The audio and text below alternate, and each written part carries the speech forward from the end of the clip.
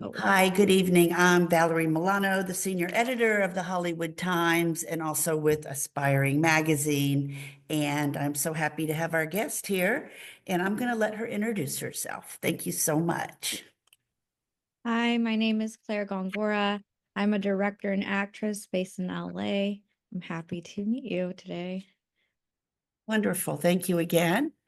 So, Claire, what inspired you to create this new talk show, and what's your ultimate vision for it? Well, I love talking to people and meeting people in Hollywood. And sometimes, it's kind of hard to meet people. In LA being so big, I go to the networking events, and that's how I've met some people that I've collaborated with. And I think it's great if I get to share that information with other people.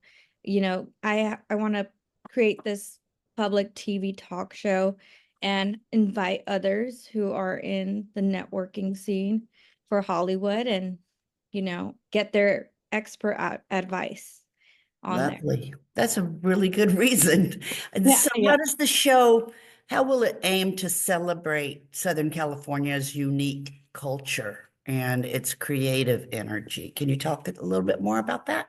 Yeah, sure. So a lot of people who I'll be inviting in the show will be probably also based in LA and local talent as well. And I myself, I also do filmmaking, so I plan on also showcasing that. I think it really is a place where anybody who is in the industry can talk about themselves and showcase what they're working on. Yeah, it's a great reason to put it on air. Absolutely. And so now you're going to be debuting at the Golden Globes pre-party. Is that correct? So I actually already went to the event. Yeah, and Okay. I networked and met some people there.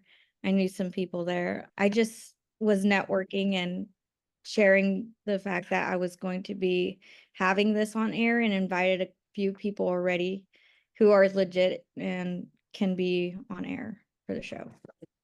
So, talk a little bit more about how will the talk show incorporate, and will you be talking about at NAMM, will you be talking a little bit about the globes? Yeah, so we are going to NAMM. We'll be there a couple of days. We already reached out to a couple of people who will have booths there. One of them I know was mentioned a lot, Minarik Guitars, who specializes in customized guitars, along with some other media people. We also networked with different producers, executive producers, and they'll be talking about their future projects. I would elaborate more, but I think it'll be better to show it in the show, let Okay. them tell us. And then people on air can meet them through us, which is kind of the point of it. Love it. Love it. Yes, I get your reasoning for that, Claire. Thank you. So the viewers that will be watching your show, or you're hoping that will be watching your show, do you think that you're going to focus on any particular age group, the demographics of that? Can you talk about? I think our demographics are like people in the creative industry, I would say, just because there are filmmakers, but also in general, like young artists who are aspiring to become singers or actors, like talent have trouble finding out who they're supposed to be speaking to or what is really going on in the industry, that it'll be helpful for us to get them closer to that and like have someone directly from the industry speaking to them through our broadcast to give them more information. Yeah, I know you mentioned Minarik Guitars, and the Hollywood Times actually did a story on Mark Minarik, and I'm very excited to see how you will do your interview, and because his guitars are absolutely amazing, and I love where Nam has always put his booth. It's in a great spot that he can spread out. Have you ever met Mark Minarik yet? Have you met him Um, yet? Actually, I am planning to meet him at the NAMM event, and he's making all of this possible. So, also like Good. a mini sponsor. But I would say, like, this is kind of what I'm saying. The industry isn't just about filmmakers, it's about artists, it's about the things we use to create that art. And he's like helping us create that art by having instruments. And Beautiful. I know there's like so many things in LA that I would love to interview other bigger people. I mean, a big dream of mine is maybe interviewing someone from LA Opera. And, you know, there's a lot of places here to really get them on the Yeah. interview. So, will your show, do you think it's going to focus on mostly interviews, maybe some performances, or a mix of both? I think it's a mix of both, but I think like on air just to kind of give like an educational purpose of it, it would probably have some things edited about who they are before we really get to them performing or showcasing who they are, you know? Yes. Just like a bit of background.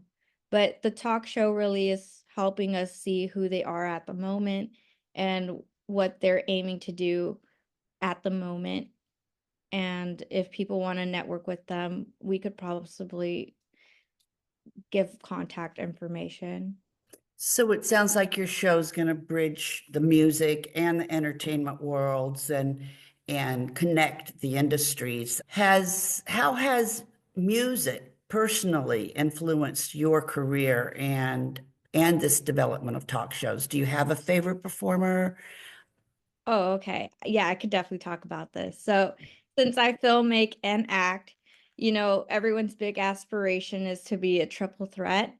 And I definitely don't want to be left out in a project missing the vocal part. So I do have like a bit of vocal training in me. Right now, like a big thing is like musicals. I know Wicked was huge. So I've known about that coming from a theatrical background. And I guess I also aspire to direct and produce those kind of things. I've directed things in the past. I was in a musical for Mexican Trilogy with Jose Luis Valenzuela. There's some articles about that at my school. And I also in the past directed a play called Medusa's Tale, which is like a one act. But I've also directed films, short films. At the moment, I'm mainly in development, but I have one bigger project. I'm trying to start out producing SAG projects. So working out those contracts, and I have those connections to put some people in some movies. But I Great. think anyone could say like filmmaking takes time and, even producing plays takes time. I'm just very excited. But music is definitely being involved because audio is equally as important visually. It makes the project more cohesive and understandable and shows quality. Like sometimes I've been told that if like your video doesn't look so good, sometimes the audio can make up for it or even add to it. And well, I've added music in some of my films, so it's there. Great, great. And I guess you've already got your crew together. Do you have a video camera person, a still camera? Talk about that. I would say I'm very knowledgeable. So I could try to do everything, but I can't. In all honesty, like I can't hold the camera and be in front of it. I have to pick and choose.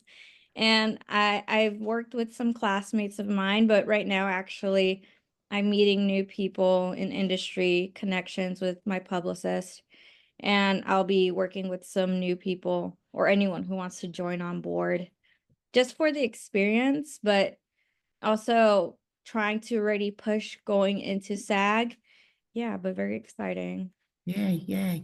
So as we start to wrap it up a little bit, tell our viewers and our readers how they can find you, social media, or do you have a website? And, with the filming of NAMM, are you going to be live or are you good? Is it going to be edited and then sent over another platform later? Talk about those two things. First off, basically, how can our viewers find you?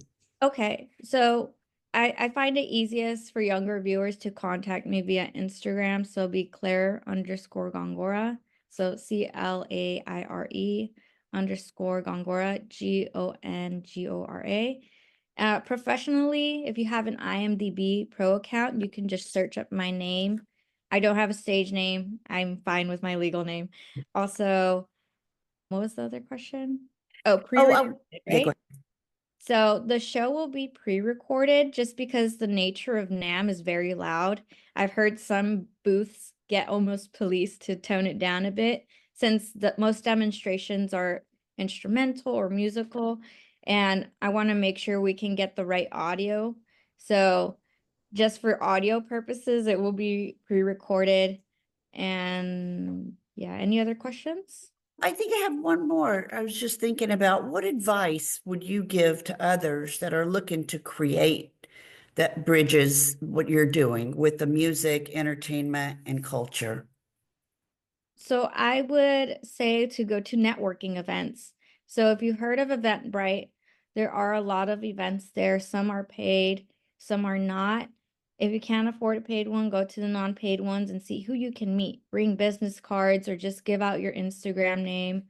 Be prepared to just talk to people. If you're starting out, haven't done a project, maybe volunteer at some film festivals to get a gauge of things. It really is what you want to do. Yeah. That's great advice. So you stay in contact with us, and I'm hoping to see you at NAMM. We're the HollywoodTimes.today is our website, and aspiringmagazine.com. And then our YouTube channel is the Hollywood Times Official. So it's very nice to meet you, Claire. I'm glad that Zachary Cortez hooked us up, and we'll see you in Anaheim. Thank you so much. Hope to see you there so I can interview you as well. Love it. Thank you so much. Have a good rest of your evening. Take care. Bye Bye-bye. bye.